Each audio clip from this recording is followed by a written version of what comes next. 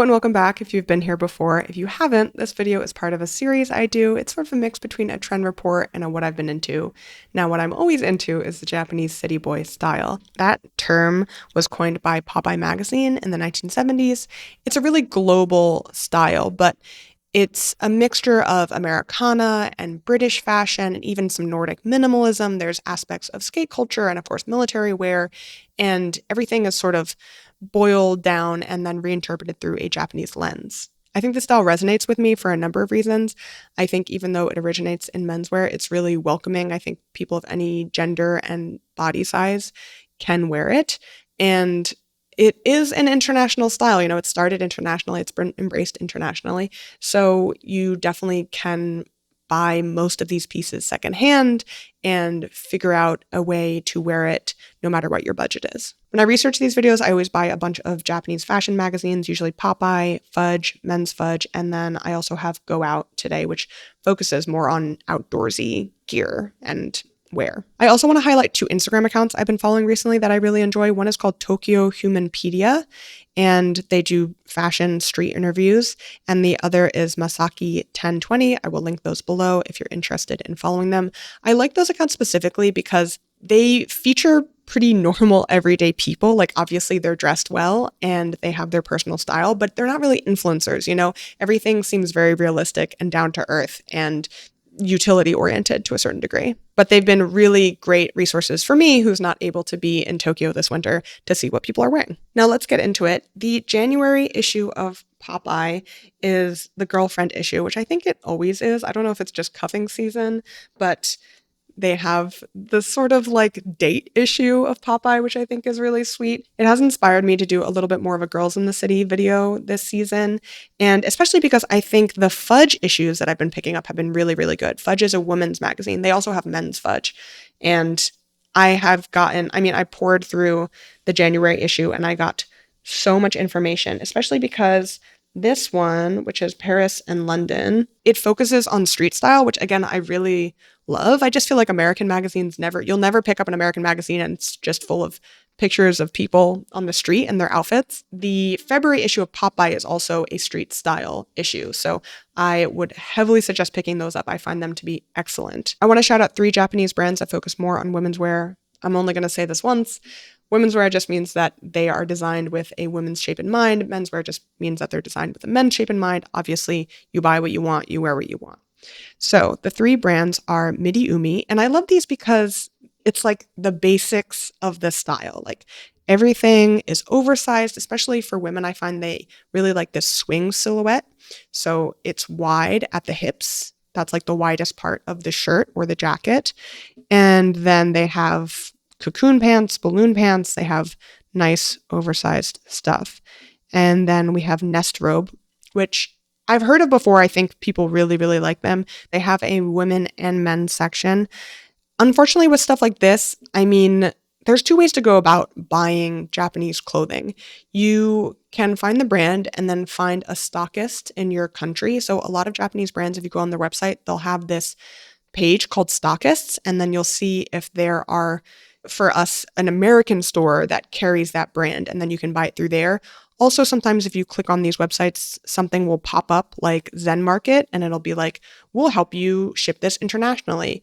For the US right now, and I know not everyone watching is American, but we are dealing obviously with tariffs. Some brands have stopped selling or shipping to the US. It's an ongoing story, so if you're watching this 6 months from now, I hope that is not the case, but it is something certainly to consider. The other thing you can do is buy these brands secondhand. Of course, you can use something like Buy or even Japanese eBay. You know, there are ways to buy things secondhand from abroad. Of course, it will be more expensive.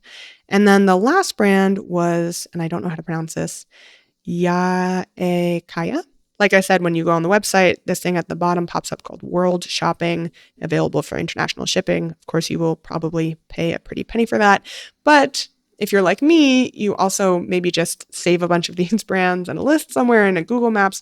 And then when you go to Japan, you buy them there, which is obviously the cheapest way to get them.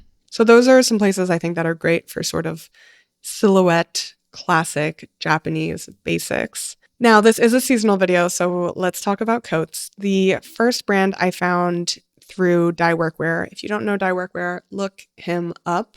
His name is Derek Guy, and he is a text-based content creator. So Twitter, Blue Sky, Threads, whatever floats your boat. And he will do every now and then these sort of brand roundups. His tastes, like mine, definitely veers expensive. The funny thing is, I mean, you'll never see a picture of Derek Guy. Who knows how he dresses? But he also complains always about like not having that much money.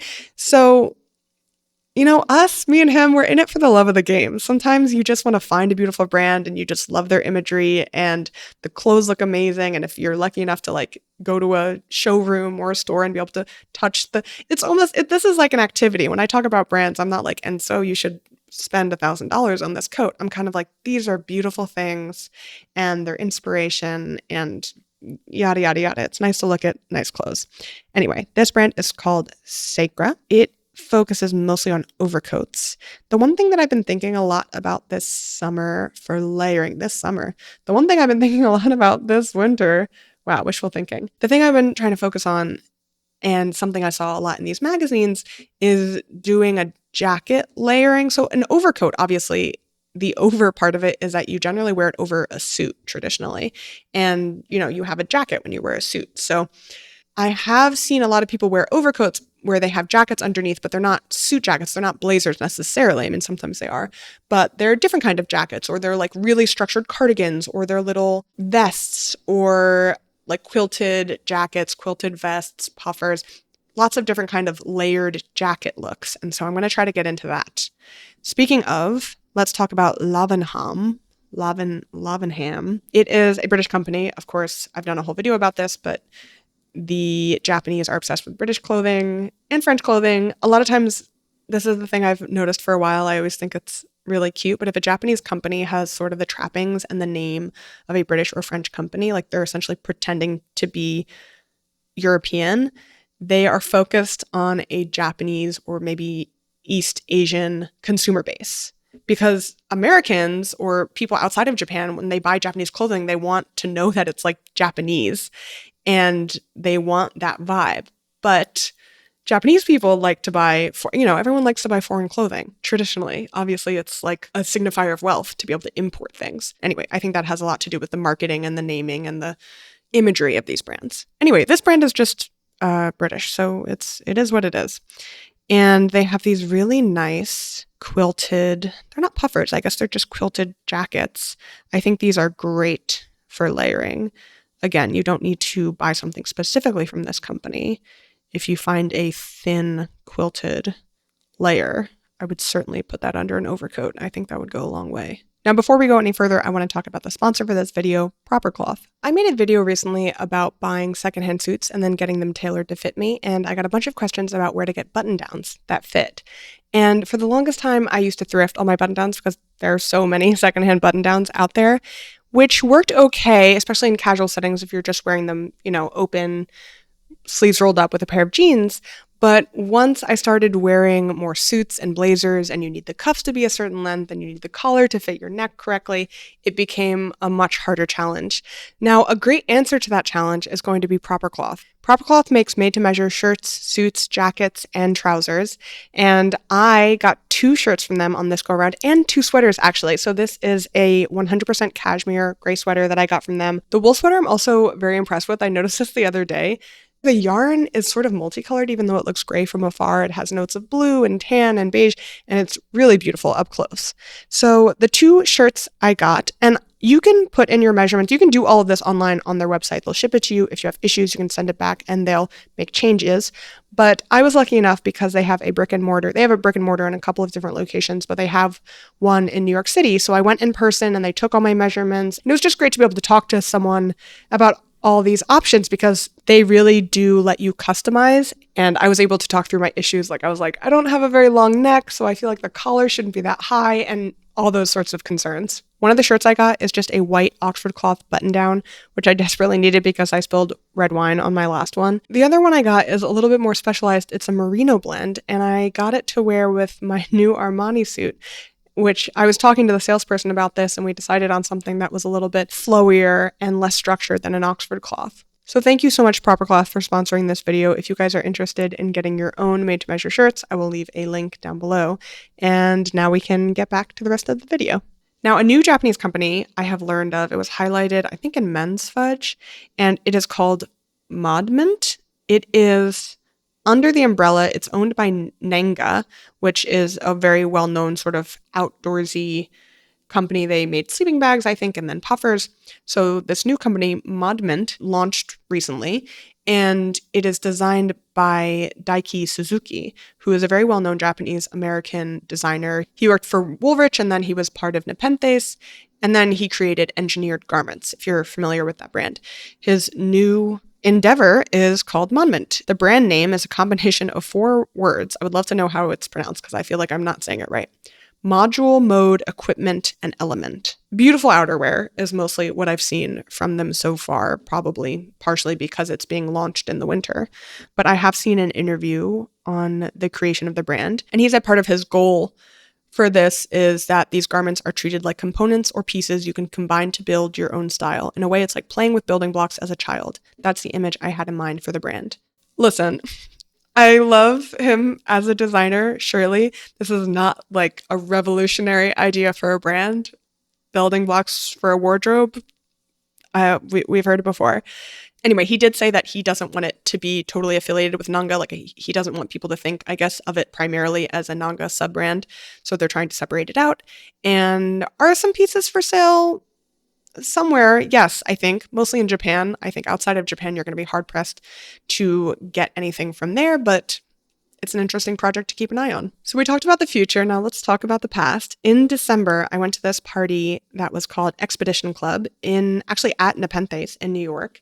And it was to sort of celebrate this book and the concept behind it. This book is called Outdoor Expedition Book, and it actually is in Japanese and English, which is super helpful.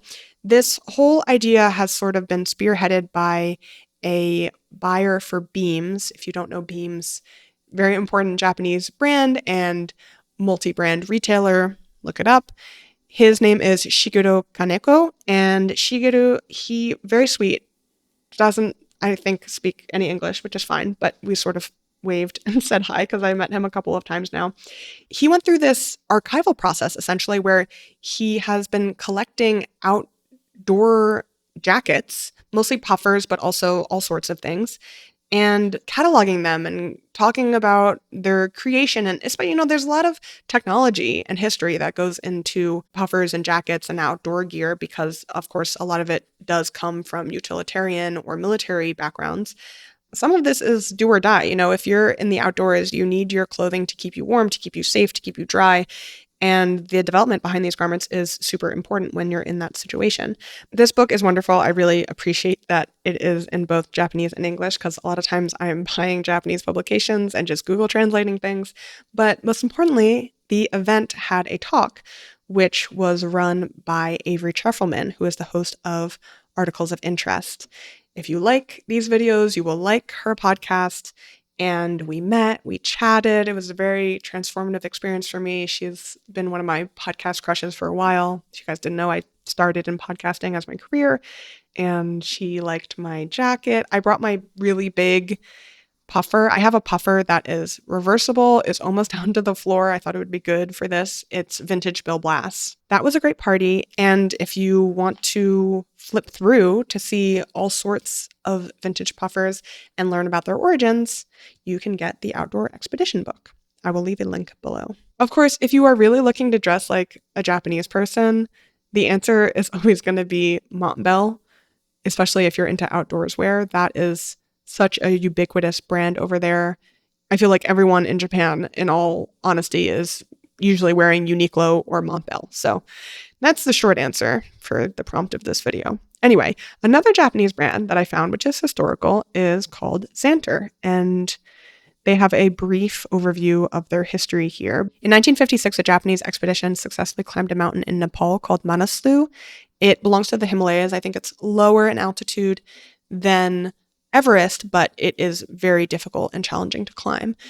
That success had a great impact on Japan's mountaineering community and caused a lot of interest in it as a pastime, as a hobby From what I understand, this company, Zanter, provided that expedition with some of the products that ultimately led to their success. And so they became very popular and started supplying down jackets and sleeping bags to other expeditions. I have seen this story a lot with brands, especially ones that change from being military suppliers to being casual wear to, selling clothes to the general masses. They had one order, a new product that didn't sell to the mountaineering teams or whoever their intended audience was, and so they decided to try to sell it to the general public. And that's how they became a normal company. If you look at their products, they are expensive, but with a company like this, I'm going to take out my phone and look it up right now.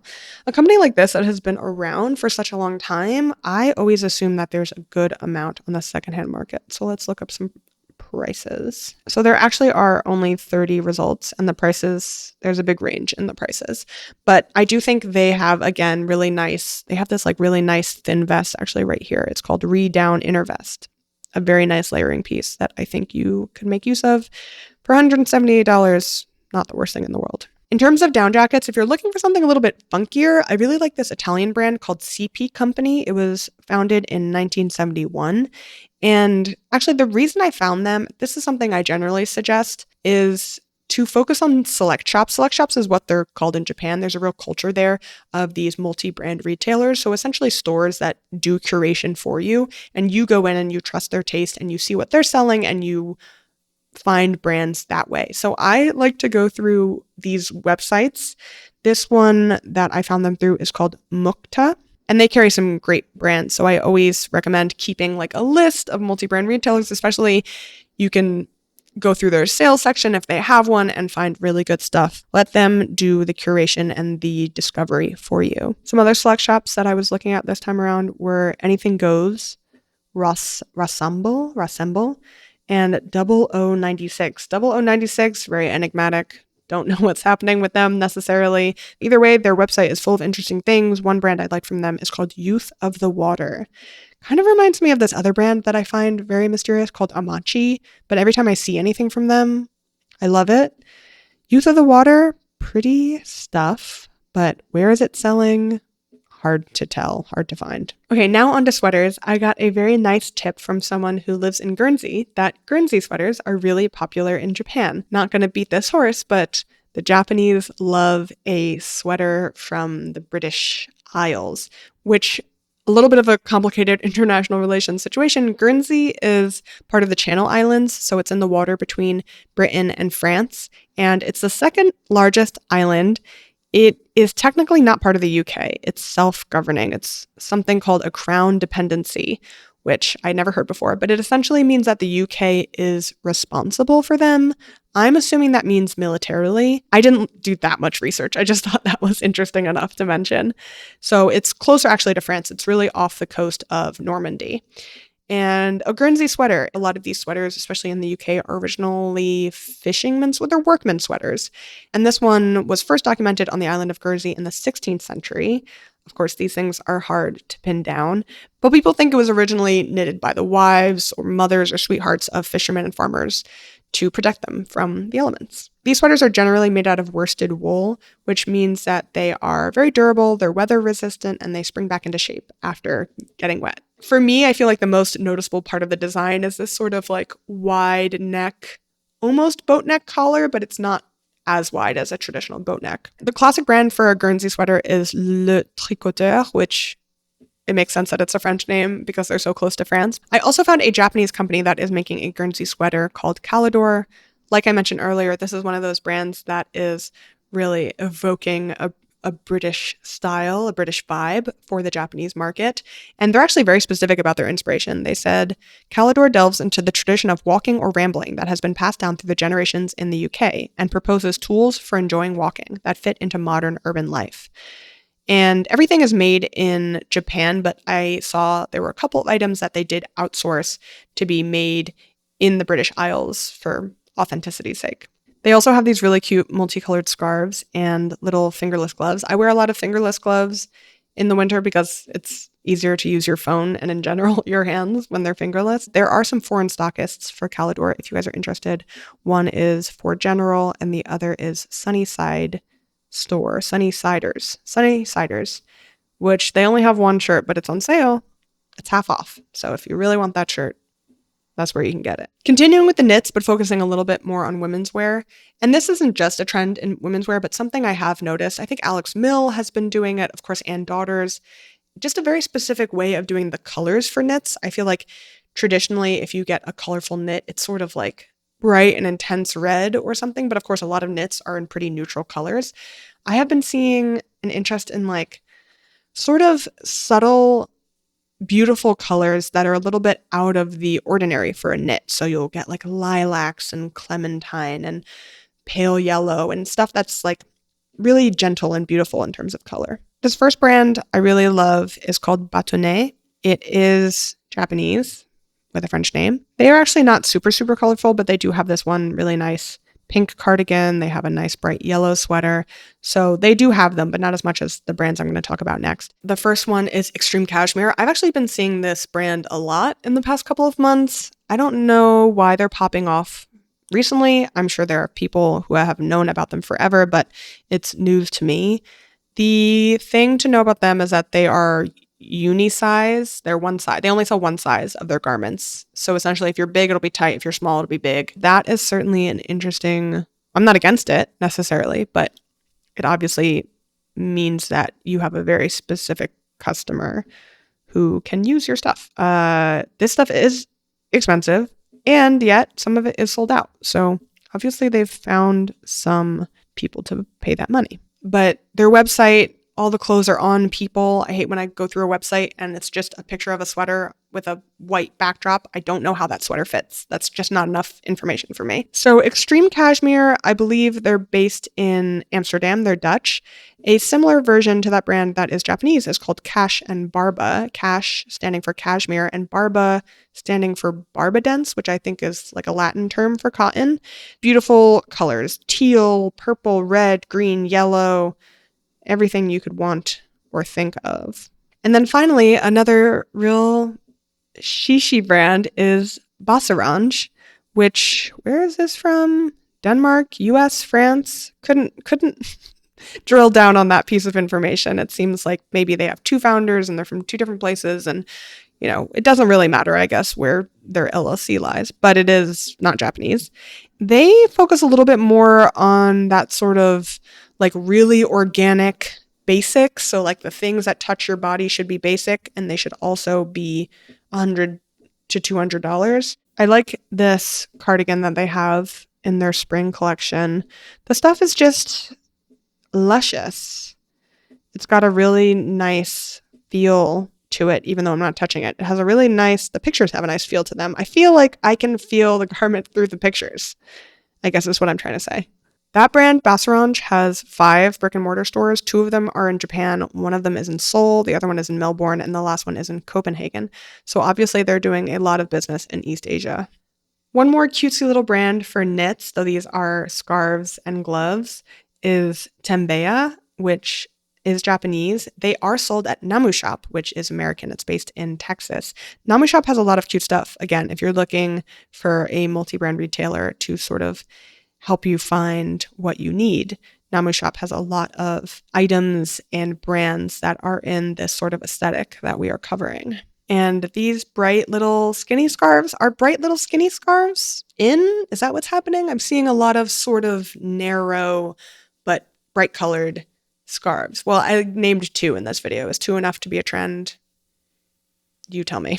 So from knits to knits, we're talking about beanies. I did talk very quickly about beanies. Was that the end of my last video? It's all really meshing together at this point, my friends. A brand I found is called Highland 2000, which is from the UK. They make beanies. A lot of the beanies I've been looking at, a kind of nice beanie that I think is still reasonably priced, seems to be between $40 to $50 to $60 in that range. And this one has very nice colors. Something about these look very comfortable. I do find beanies, if you get a really nice wool beanie, it is a little itchy on the forehead after a while, but I don't know. I mean, I can't say anything definitive about these. I mean, this one is made out of merino wool. Merino wool, pretty soft, generally. So I think you'll have a good time with it. The other beanie I wanted to shout out is this guy that I follow. Highly suggest to follow him. He's great. He's a big Siage fan, if you remember that brand, also a Japanese brand. very oversized. He wears this New York Yankees beanie. So, you know, the very popular baseball cap that everyone wears? He has a beanie version of that, which I just think is genius. Like, never put down your New York Yankees hat. Unfortunately, the company that makes them, I believe they're sold out of that hat, which makes sense because I'm obviously sending even more people to buy it. They also have an LA version that's also sold out. Okay. All those hats are sold out. They do sell other hats, and it might just be worth keeping an eye on them. They're called Anry, to see if those hats come back. I just think it's a brilliant idea, and I just wanted to give them some kudos for making a beanie out of a sports cap. Okay, I'm going to say this is a trend, but it's one of those trends that I don't think I've seen anyone actually wear. But at the same time, I've been seeing more of these items that's not true. I have a friend who wears a hat with ear flaps. One friend who's in the menswear community, their name is Rem. They wear a cute little hat with ear flaps. And I've been seeing a lot of brands make hats with ear flaps. One, of course, is William Ellery. I did an interview with the creator and designer, Trevor, for William Ellery. I was actually teasing him about this. Those hats, his hats that he made, he showed them to me a couple months ago. They're sold out already. I was like, why is your stuff always sold out? And the answer is, if you're a small brand, he doesn't like have all the money to be producing huge amounts of things. He needs to know that he will only produce the amount that will sell, right? He just doesn't have that much capital because it's an independent brand.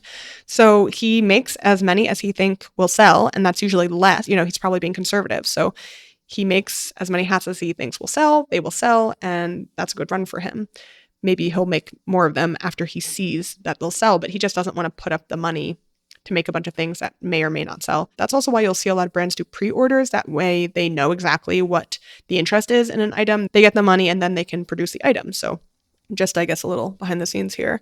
I'm going to be honest, I tried this hat on and I felt so silly in it. And I was like, Trevor, who is going to wear this? I was like, I can see someone like our friend Jeff, who does a lot of modeling. I can see people carrying it off, certainly, but I was like, I just couldn't picture it. But when I see people wear it, it looks natural. I was just I was unsure. And then the other hat he has is the clava, it's like a baseball cap ski mask, which looks great for the winter. It is a little scary. Speaking of scary, oh my God. At this event that I was talking about, the one that has to do with all the vintage puffers from Shigeru, he was selling this like puffer ski mask, and it was so scary. I'm sorry, I did not like it at all. I mean, it was cool, but it was just scary, and I didn't like when people wore them, and I think it's scary. They were also selling this little bag, like a hip bag that you can put your hands in like a muffler. That was cute. That was definitely cute, but the face thing was terrifying. Sorry, my guy. And then the other brands that I've seen do the hat with ear flaps is Sublime Roe, which is a Japanese brand. I was talking to Trevor also. I was like, do you have a lot of Japanese consumer? Like, is your brand very popular in Japan? And he said yes, which I sort of figured from the style that a lot of Japanese people would like it. And I think he's trying to expand to get his product more international, but it's tough. It's tough for small brands. And then the last one I wanted to shout out, is from Woolrich. So Woolrich has this specific, like, not made in Japan, but like designed in Japan collection. You know, Levi's has that thing as well, Blue Label, where actually I don't know if it's designed in Japan. I don't think it's made in Japan. It's like made from Japanese fabric. A lot of interesting things you'll see brands do to sort of make things Japanese, but maybe don't actually produce them in Japan, or I don't know, etc. But I do actually have something from the Levi's Blue Label that I really like. Anyway, Woolrich has these two little ear flap hats, says designed in Japan. I kind of like the fuzzier one. I feel like if you're going to do something with ear flaps, like, you should go full, beaver hunter about it. And I guess everyone agrees because this one is sold out. Sorry guys, but anyway, I guess you can definitely find a hat like that secondhand. If you're really trying to go for that look, go for it. Have fun. And I'd love to see pictures. I'd love to see pictures, because you really gotta be confident to wear a hat like that, or not. And you just don't think it's that crazy. And I just think it's like, I just don't think I could pull it off. That's a personal problem. Anyway, I was reaching the end of my notes section for this video and I was like, have I not really talked about socks? I mean, I know we talked about socks when I made that video that was like, what you should buy when you're in Japan. Socks. Yes, obviously, I hold true to that. But did I talk? I have found a couple more brands that I like that are actually sold in New York. I found them like in person at a brick and mortar store, Shop and Son. The socks I wanted to talk about that I have because I've been really into, and this is probably a little bit of a trend. I actually feel like socks go through really specific, significant trends because all the socks I bought like 8 years ago or something are really colorful, fun patterns. And now I really want socks that are textured and chunky and fully wool. None of the like cotton, none of the white cotton rib socks. Those were my like 4 year ago socks. Now I'm all about really textured, organic looking natural fiber socks. So the ones I have, some from William Ellery, he sent them to me. Thank you, Trevor. He has these possum brushtail socks that I have. They are really nice and warm. The new ones I got that I really love are from Yahae. Those are some of my favorites. And I don't want to, socks are so sad because they really do wear out and I'm not the best at darning. And I'm trying to like not wear them, but you want to wear them because they're your favorite, but you also don't want to wear them out so quickly. So the Yahae are my favorite right now. The thing I'm really looking for is like a salt and pepper kind of sock. I have some that are old. I don't even know where they're from. They're like a really traditional wool outdoorsy sock and they're just huge. Like they barely fit in any of my shoes. So I want something that's a little bit slimmer.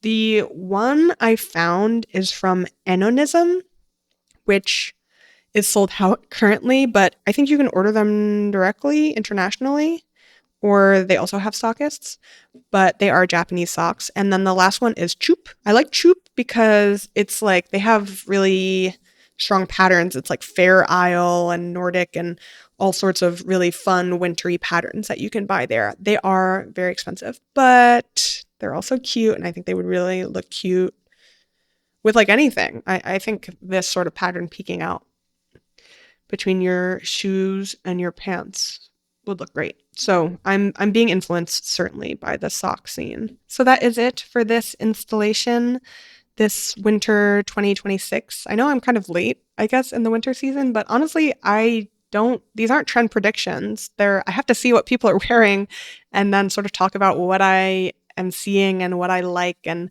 what I'm really attracted to and what I think is working and what looks great. I have to see it first. So they're always going to be a little late instead of like at the beginning of winter, which I hope you guys don't mind. I don't mind it because I don't think we need to like be ahead of, you don't have to go into a season and be like, what am I buying new for this season? What's hot for this season? That's not really my intention with these at all. It's just sort of to explore trends and history. I always sneak a little history into these, as I'm sure you guys can tell. And yeah, just what I enjoy consuming and how I find it interacts with my own life. So thank you so much for watching, and I'll catch you guys in the next one.